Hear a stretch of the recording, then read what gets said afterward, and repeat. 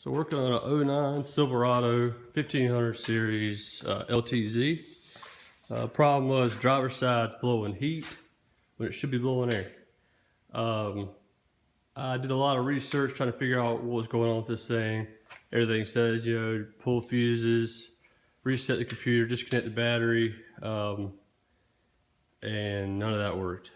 Checked actuators, all the actuators are fine. This has the dual climate control, so that adds another twist to this repair. So after talking to one of the mechanics at the local Chevy dealership, narrowed it down to something's got to be wrong in the air box.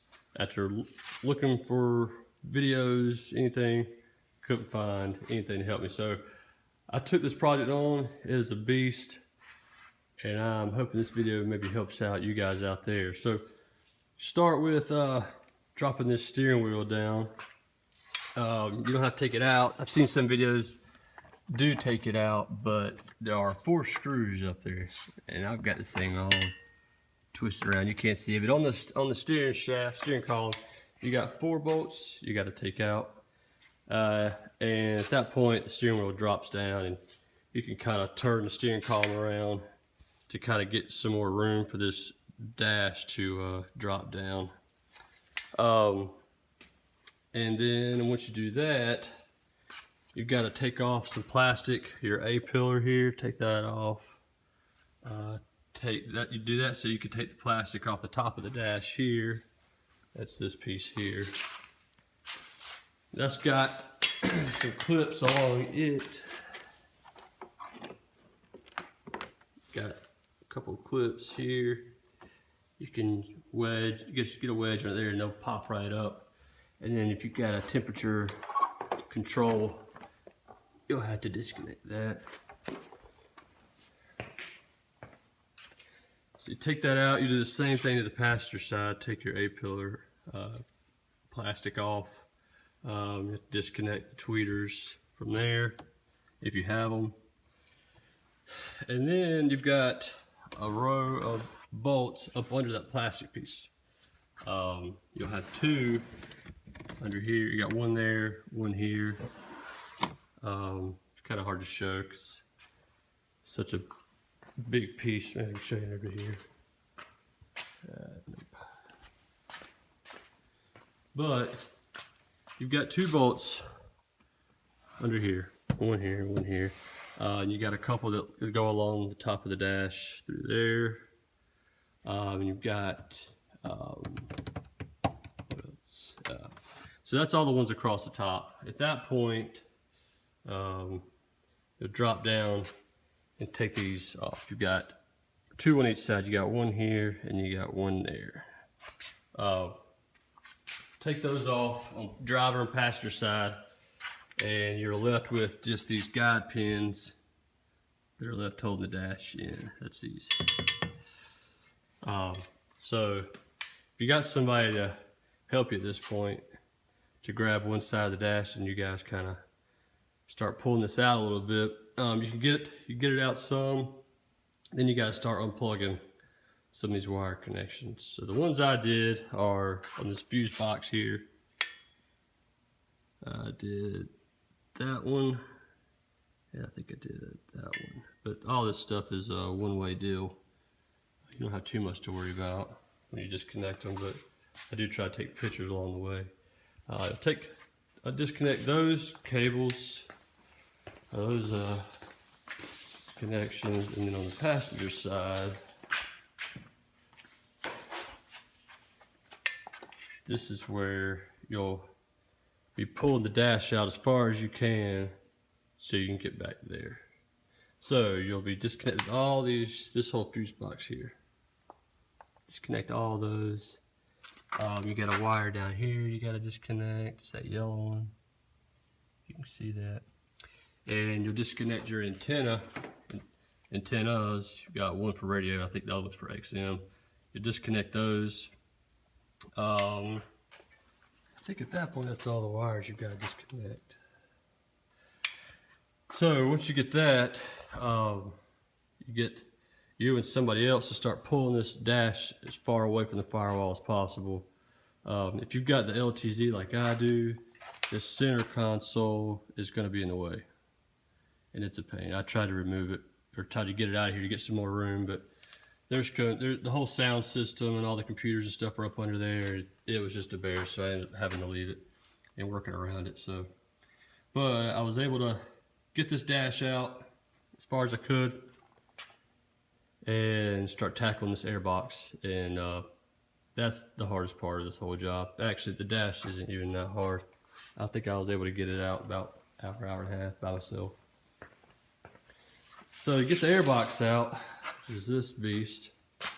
Took some thinking and some hugging the motor. So what you got to do is, first of all, you got to get your AC system evacuated. Had to just empty it out. I took it to the local shop, and I think they charged like 25 bucks to evacuate everything. Do that, so you can unhook everything from your evaporator. So there it is down there. Unhook the evaporator, which goes here, and then you've got to also disconnect your heater cord. So I've got my two heater hoses here, and these have quick connects on them. Try to find my flashlight. So the heater cord is back in there. You can see it. Anyway, just follow the big black hoses back there. The quick connects are like any fuel line. If you've ever had to disconnect the fuel line, I had to use these quick connects here, or the tools here. You're going to use the 3/4 to get back in there, and it is not easy. You just got enough room to get that tool back there, and you got to cram it up in there to release the tongs. Hold it, if you can see in there. You got to get those teeth pushed back so that they release off the heater cord. Once you do that, I didn't drain my antifreeze, only because I can run the hoses to the highest point in the motor and they don't run out. So I didn't lose much antifreeze at all. So once you get those out and you've disconnected your AC system, evacuated and captured all the freon, then you can start taking the bolts off from the air box. And actually, you need to take out your battery and battery tray. Battery tray removal might be a little overkill, but it does give you some more room, so I think it's worth it. So once you get that out, you can start taking some bolts out of the firewall. It was hard to tell what's actually holding this air box in and what's not, so I took out a few extra bolts, not knowing what was holding. Turns out it is 7 bolts or /screws. You've got 2 studs on the box. This is upside down, and that's how it's assembled. So that way you got to take it apart that way. So you got 2 studs. You got one right here up top, and another one up top, and the rest are like just plastic screws that go into it. I'll show you on the firewall where those are. If I can find my flashlight. There it is. Okay, so your points of connection are right here. You got a bolt there, and then this will be a stud there. So 1, 2. Behind the condenser, you got a screw here. Screw here, and you got one below there. 1, 2. And then you got behind the very back of the motor here. I'm not gonna try. I can't even show you on here. You've got a screw and a bolt back here, way back there, and then you got a screw way down there, back behind the motor. not easy to get out, and I don't expect they'll be easy to get in. So a total of 7 that you'll be looking for, take out. So once you get those undone, you come back around here to the passenger side.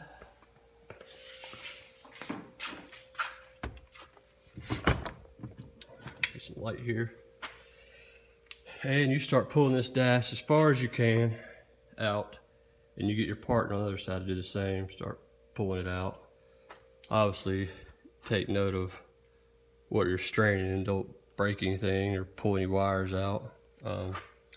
So once you do that, you can start wiggling this air box out. You can see the firewall here. My problem was this right here in the middle. That's part of the Bose sound system. It was really a pain to work over, try to get the air box over and try to get this out. But with a little enough wiggling and pulling, air box will come out and you get it out. So there are a few screws that hold this thing together, but mostly this thing's braided with plastic, and so you got to drill the brads out. Start drilling them out all the way around, everywhere. Wherever you see one, just drill it out. Get a flathead screwdriver in there to help break it loose, but don't break your air box. Sorry. And then at that point, you can unhook some wires on here to get them out of the way so you can get this thing in half.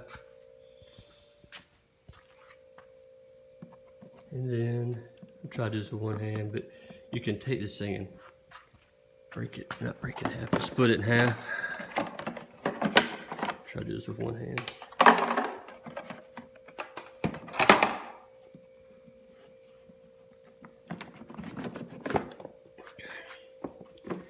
Voila. Okay, so once, at this point, you could pretty much do whatever to this thing. My problem ended up being this temperature door here somehow broke. So I have no idea how it broke, never heard a pop. It was fine one day and broke the next. So that's my problem. But because of how bad this job sucks, I'm gonna go ahead and replace the heater core evaporator. Sounds a little overkill, but I'm planning on keeping my truck for a long time, so I want it to be right, and I don't want to do this job ever again. So yeah, hopefully that helps you out. I know it would have helped me out had I had some insight on how all this was in here, but hopefully it helps you guys out. So feel free to comment with some questions. This is my first video, so my camera work is not the best by any means, nor is my lighting. So yeah, hope it helps.